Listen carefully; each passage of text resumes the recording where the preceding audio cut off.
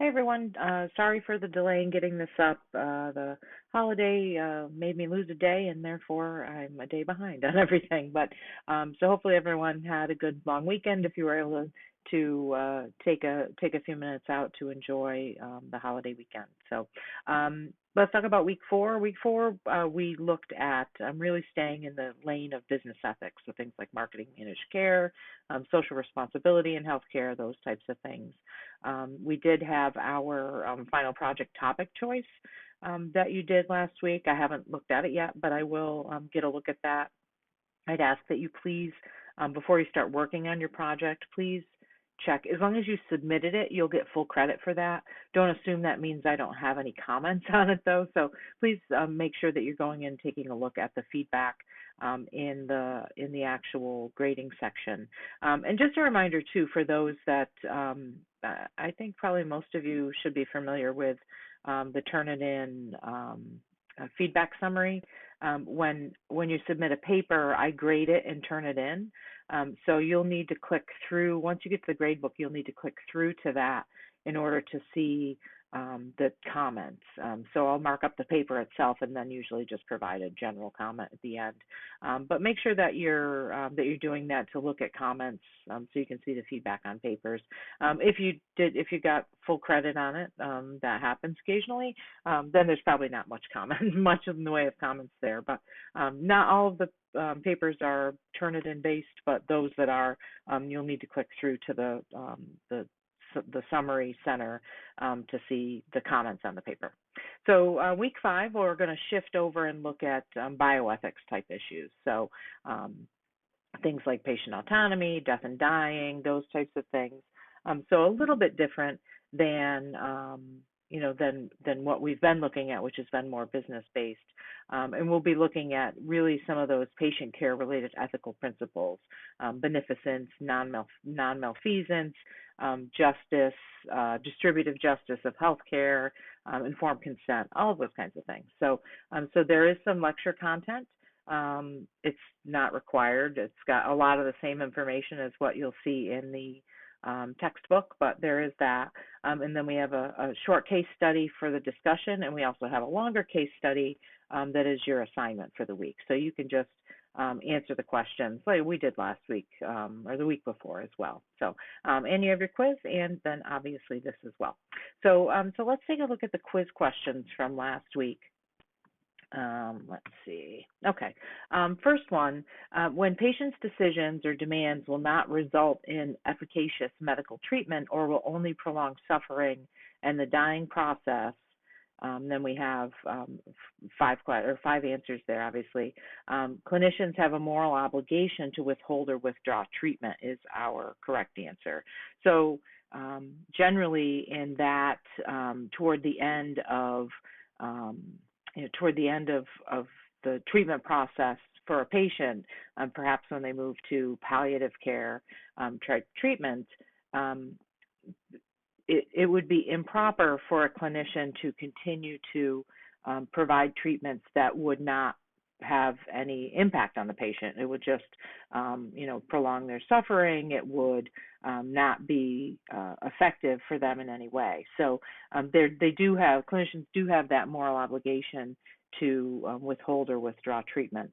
The answer that was chosen most frequently was D, which is clinicians have a moral obligation to compose futility guidelines.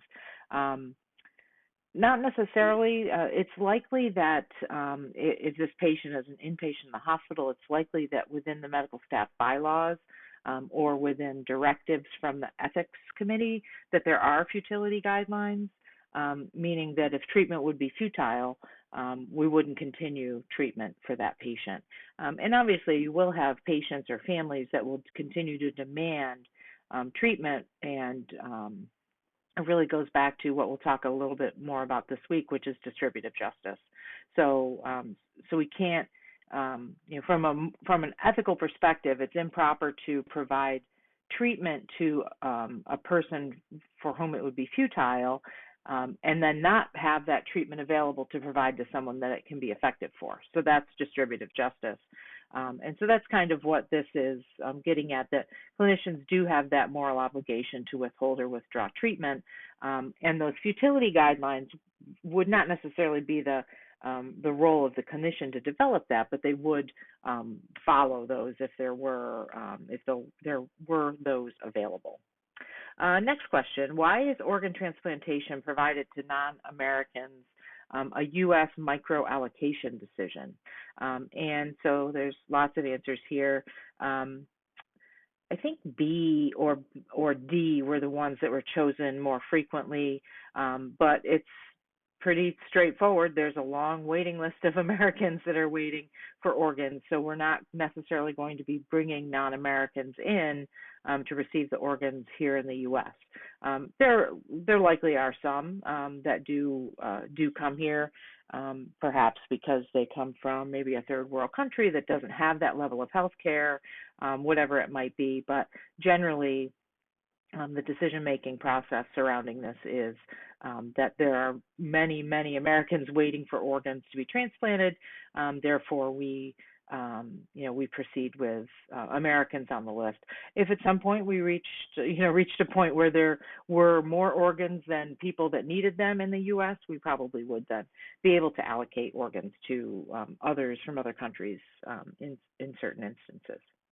Next question: futility is suggested when, so our answer here, and honestly I don't remember what other folks chose. It could have been D maybe, but so futility is suggested when treatment is continued beyond hope of benefit. So like we were just saying with that first question, if treatment is futile, meaning that there will be no benefit, just cost associated, and potentially pain and discomfort for the patient, depending on the treatment. That would be a futile treatment if it's beyond that hope of a benefit. So that's the definition of futility. Next one: no margin, no mission means, and this is, so our answer here is C. The organization must realize a profit in order to have funds to accomplish the mission. When I first worked, my first job in the hospital, I worked at a local Catholic hospital in my hometown in New York, and I worked in finance. So I worked directly for the CFO, and no margin, no mission was his favorite saying. He said it constantly because that was at a time when nonprofit hospitals like ours never ever made money. So there was zero chance. They were always in the red.